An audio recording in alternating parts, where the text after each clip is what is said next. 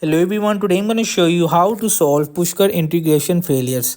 So you will just follow these steps. Number one is that you will just check your internet connection and ensure your device has a stable internet connection for Pushcut to communicate effectively. And you will just also check the Pushcut update in the App Store.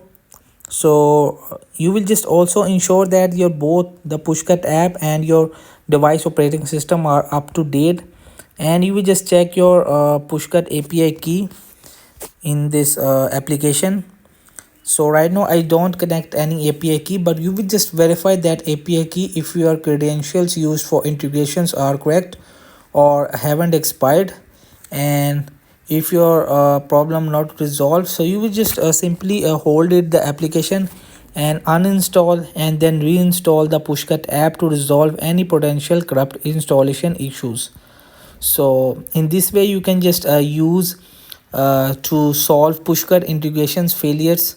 So that's it. So hope this video help you. Please don't forget to like and subscribe and get notified for more videos.